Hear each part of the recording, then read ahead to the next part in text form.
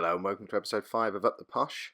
I'm Kev, and today we are looking at a live top of the table clash between my Peterborough United side and second place Millwall. The last time you were with me for a live match was the 4-1 home defeat to Everton in the Capital One Cup. We were a little bit worried after that match how the combination of losing our first match and losing our central defensive partnership would affect things going forward. Alex Davey getting sent off and Gabby Zaquani going off injured minutes after, when I wanted to actually sub Zaquani just as Davey was getting sent off. It all went a bit wrong in that game. The answer to how it affected us is it didn't really. We bounced back with a 4-0 home win against Blackpool a few days later. Did have to have a new look central defensive partnership. Zaquani wasn't properly injured but wasn't fully fit, and obviously Davey was serving his suspension. So Jack Baldwin came in to make his first appearance of the season, coming back from quite a lengthy injury layoff, and he was partnered by Michael Bostwick, who again still not really happy about having to play him at centre back. I want to get him into midfield as soon as I can get Baldwin and Zaquani together at the back, but it's just not happening yet. Going forward, Lee Angol picking up another goal, back on form for him. John Taylor as well, with his excellent goals per game ratio that he's got going at the moment. I think at the moment we've now got Angol has 7 in 7 in all competitions, and John Taylor has 3 in 5 in the league, 4 in 6 in all competitions. So lots of goals coming out of those two, and Connor Washington was just spraying assists around in this match, playing in that advanced playmaker role. I mean, he's played 6 games, scored 6 goals, set 5 up, 2 man of the matches, and an average rating of 8.57. That is a pretty good League One footballer we've got there. So very happy with that match. We then got over a week off. We were playing on a Sunday. I'm not really sure why we played against Burton on the Sunday. No one else was playing on a Sunday, and it wasn't on TV, so a bit of confusion as to why this game was moved.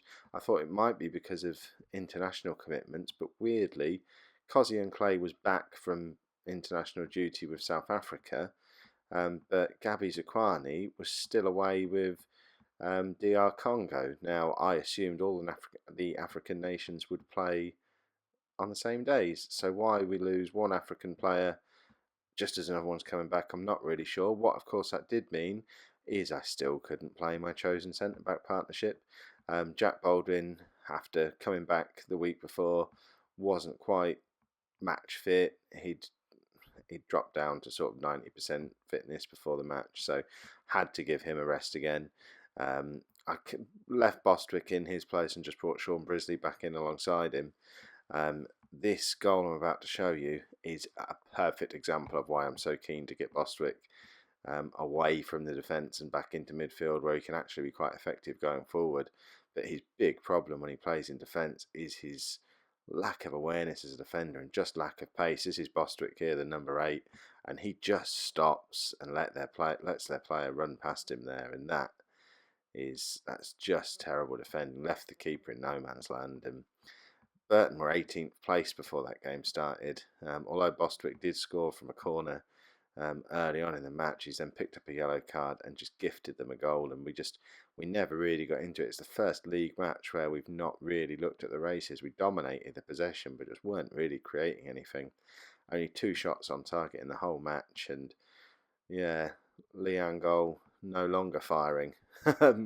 Washington had another man of match performance, but perhaps the league are starting to figure out Lee Angol, who knows.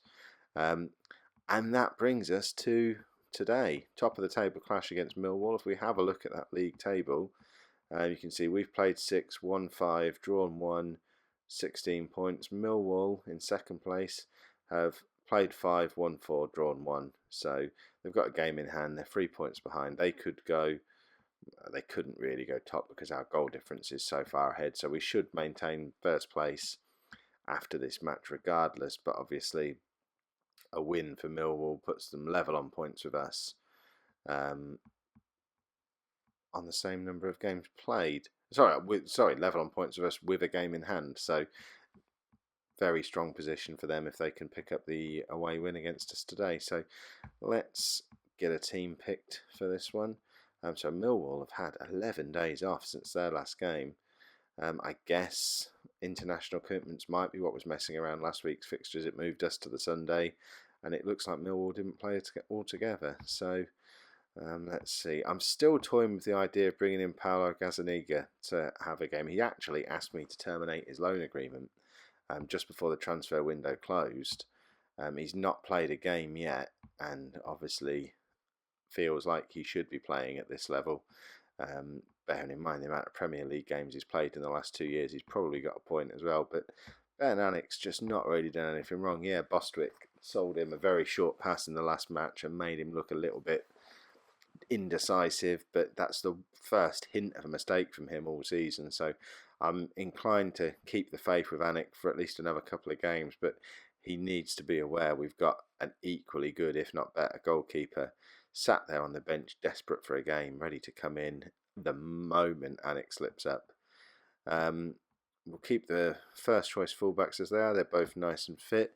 Are we going to be able to play Zaquani and Baldwin together? See, Zaquani's still not exactly where I'd want him to be fitness-wise. He's obviously been away on international duty and isn't quite there. So I think what I'm going to do is I'm going to leave Bostwick in there. I don't really like doing it, but I think Bostwick and Baldwin is going to be what we go for today, in the hope that Baldwin's ability to just get in behind and cover and use his extra bit of pace might cover up some of the shortcomings of Bostwick, and just having Bostwick in there gives us that little bit more experience that we are missing without Zaquani, because otherwise it's a very young, very inexperienced back four. So I'll leave Bostwick in there, but I really don't like having to do it. Is Gary Gardner fit again to come back into that midfield? No, so hands up with Bostwick covering at the back. Our hands are pretty much tied. They are our fit midfielders. So I think Jack Collison, he's getting closer to fitness, but he's back in full training, but still not close to match fit. So they're pretty much our only two fit central midfielders who aren't being dragged into serving somewhere else in the team. And for the time being, this front four still picks itself. Obviously misfiring a bit in the last game, but I think they've done enough in the previous 5 to justify me keeping faith with them for the top of the table clash. This is going to be the big test for this lineup today, though, especially with some players like Collison and Baldwin coming back to fitness, and a few other players just getting back in to start being able to challenge for some of these positions.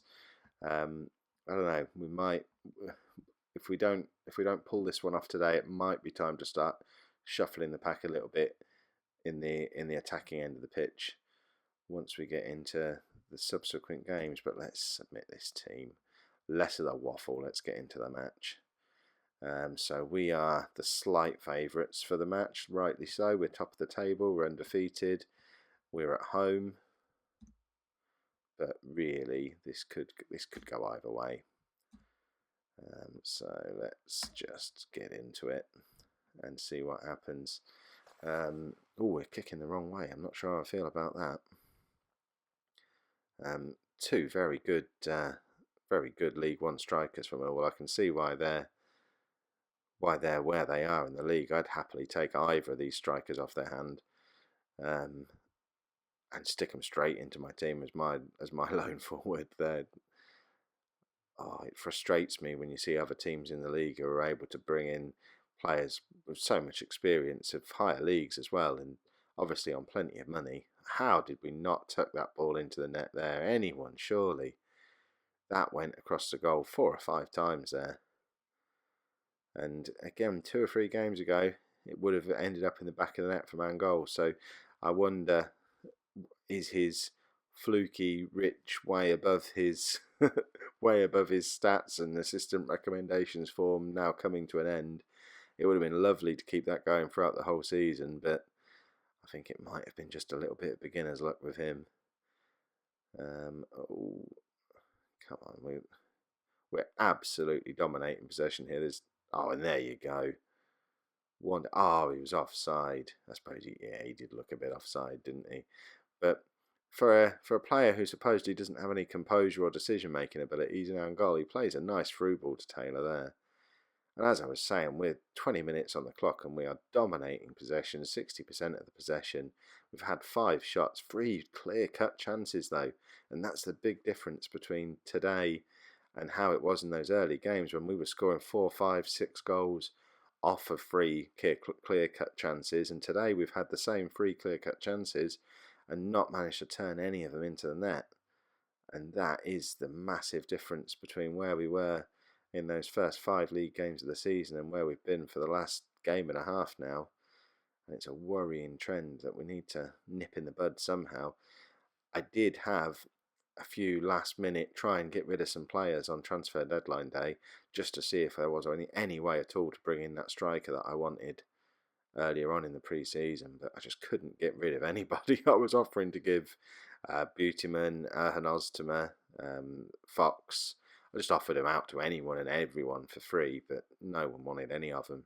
And I think probably getting rid of the 3 of them together would have freed up just enough wage budget to allow us to bring in maybe a striker on loan at the very least. But as it is, the only player who's gone out was Kieran Sadlier, actually, a striker himself, just to go and get him some match practice, leaving us with the only real viable alternatives to Lee and goal. Joe Gormley, who hasn't looked at all impressive when he's been on the pitch. And then there's the possibility of moving Connor Washington further forward and bringing Chris Forrester into the side. But Washington's been so effective in that slightly withdrawn role. I think I'll leave things as they are for another 10 minutes, but it is starting to worry me that possession... Oh, Bostwick's just thumped that one into the back of the net. Just as I'm starting to have a little moan and wondering where a goal might be coming from. This is the reason to find a place to get this man in the side, because he can just absolutely thump these free kicks. He does it in real life as well. And that is a fantastic free kick. But worryingly, I'm now in that situation again where I've got both of my centre-backs on a yellow card. It's starting to worry me that this keeps happening, and especially whenever I mention it, it seems to result in one of them getting sent off. So now I need to think, right, who's coming off there? I've only got one centre-back on the bench.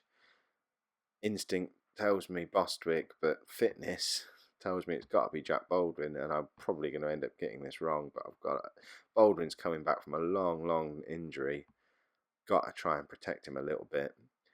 I think I'm going to pull Doyle off as well and swap him for Forrester and just put Anderson back into that more defensive role, have Forrester pushing on a little bit more, and then as much as I'm tempted to make a third substitution now, when we're only 1-0 up in a top of the table clash, the last thing we're able to risk doing is going down to 10 men. So we need to sort of sit on that last substitution until 5 minutes to go maybe, unless of course we pop in a couple more goals and then we can rest someone, rub it in. Perhaps we'll swap the goalkeepers if we score 2 more goals, give Gazaniga the game time he's desperate for. The whole game seems to be sort of petering out a little bit now. The possession isn't really changing. Neither team's creating a lot of chances, but there is Lee Angol again, and he is turning into one of those strikers that does nothing, makes no contribution at all to the game, apart from every now and again he just does that, and it just seems to have that finishing instinct in that 6-yard box or on or around. And I suppose when you're playing with a lone striker and you've got no money to bring in an alternative, there's worse players you could have leading the line for you when they keep popping up with so many important goals. Right, Stephen Darby's struggling a little bit here. I've got 2 options. I could bring Chickson on and move Clay across, or I could just drop Harry Buteman in at right back. I think purely because of who we're playing against, I'll move Clay across. I don't really like having a left-footed right back, but he is pretty comfortable playing across there at right back, and Buteman is still in the process of being trained into that position, so we'll move Clay across and hope they don't make us pay for it. But with a couple of minutes left on the clock and still that 2-goal cushion, we should be seeing this one out now, hopefully. Go on, just lump that ball back in. Give it to anyone. Yeah, no more highlights now would be lovely. We've got 2 minutes left, 2-goal lead. Surely we can't throw this away at this point. Oh, he says, there you go. Excellent. This is going to make things quite comfortable for us at the top of the league. We're going to be 6 points ahead of Millwall after this. I know they're going to still have a game in hand on us, but when we're only, what, is it 7 games into the season now? That's a pretty healthy lead at the top of the table. I guess there could be other teams who leap past Millwall, but we've got going to have at least a 3, 4, maybe 5 point gap between us and second place so early in the season as well. I know our form's not going to keep going forever, and we are starting to look a little less fluid than we were before, but that's still a 2-0 victory against one of the best teams in that division, and we've now probably beaten the 2 best teams in League One in Millwall and Sheffield United. And we're only 3 points clear at the top. Bury have leapt up over them, but Millwall have tumbled all the way down to 5th off the back of that. And that is another excellent result. If you're enjoying the videos, I would really appreciate a like and a comment. Love to get involved in the comments down in the chat there, and obviously to make sure that you're hitting these videos every single day. A subscribe would be absolutely fantastic, as I've been saying all week. Any likes, any comments, any subscriptions, they all make the videos easier to find for new people, and the more people we can get into watching these videos, the easier they are to find, the more I'm able to convince myself to carry on doing them and not have my little disaster moments where I think, oh, nobody's watching, nobody loves me. So really appreciate the comments and the likes and the subscribes we've had so far. And please keep those coming and spread the word. Let people know. Hopefully these are videos that people are enjoying. I'd love to get out there and get more people watching them. So thanks for the support so far, and I shall be back tomorrow, and probably 5 or 6 games further into the season as well. I know we've done a lot of live comms early on in this series, so we'll push on a month or so now and drop in with another live com then. So thanks very much for watching.